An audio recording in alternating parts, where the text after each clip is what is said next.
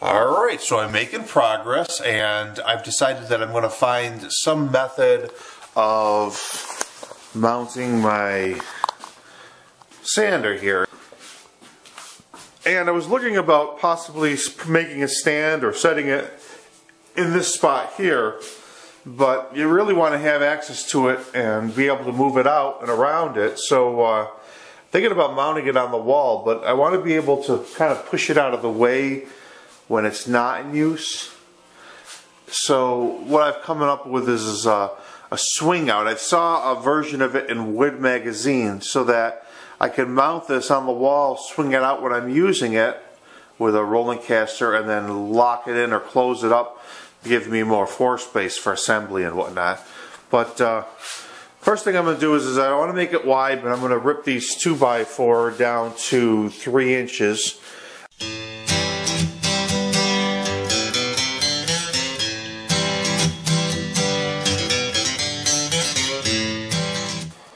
Okay, so the frame of it's going to make with 2x4s, but as you see, they're now squared up to a 3-inch diameter. So this is going to be the layout of the body. This is the part that's going to swing out.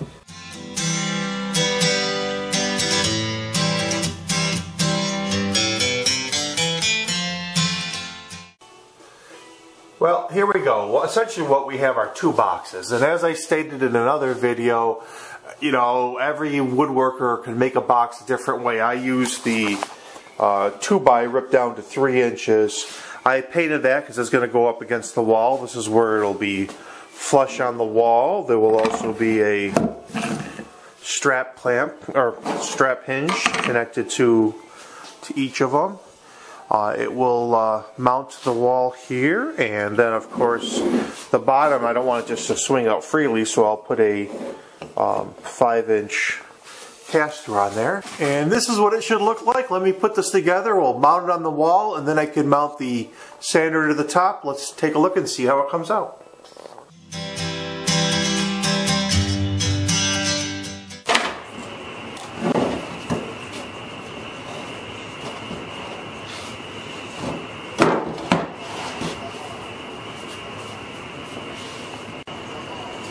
So what I think I'm going to do here is I have to mount the hinges, is I'm going to have this hang off the side of the table there.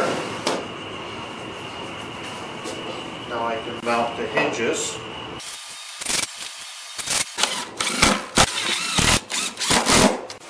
It's time to put the caster on. I am going to mount it here, and with that we're going to need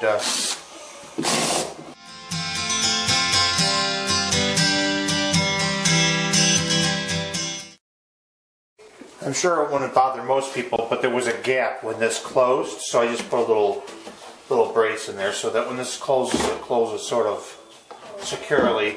Not necessary, but and I thought, well, it's on the bench, I can attach some fasteners so I can kind of put my, well, I think it's time for new belts, but I can put a couple screws in here so I can store my my sandpaper and my discs.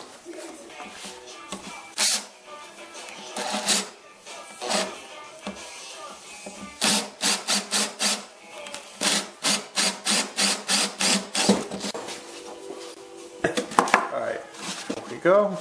Now I can take all that down and we can go ahead and put it up on the wall. Okay, so I got it on the wall here, and it rolls out for access on all sides, and of course with the locking caster it's going to be pretty stable. Now what I need to do is mount my my sander to it. So what I did is I got a board and I figured out where the mounting holes are, and what I'm going to do is mount it to here first, then bring the tool in, bolt it to it, and we're good to go. I need to go. Goodbye. Saying you treated me on time. Get next to you. Everything is going in the wrong direction.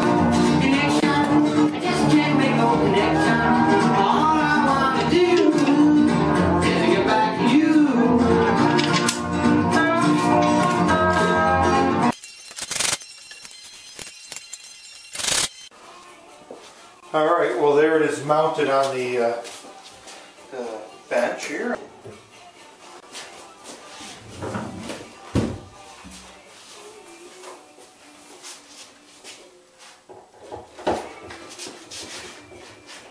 I'm going to run an outlet right here.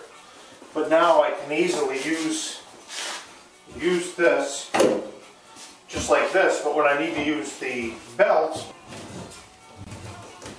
I can pull it out. I have access to it like this, like this.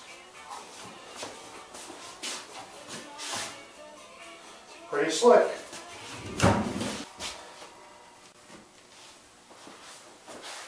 I think it's time for some new belts. There we go.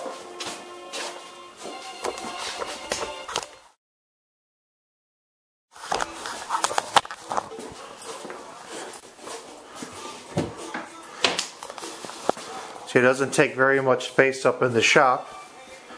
I think just a little bit off the wall, and then when I'm ready to use it I can pull it out and still give me plenty of space. So. Alright, I just wanted to do a quick update. Once everything was done, it kind of stuck out like a sore thumb. So I decided to paint it white so it would just kind of, you know, camouflage into the background there as the wall. And I think it makes more sense than that OSB. If it was any other wood, I probably would have left it. But this is what it looks like all painted and in place.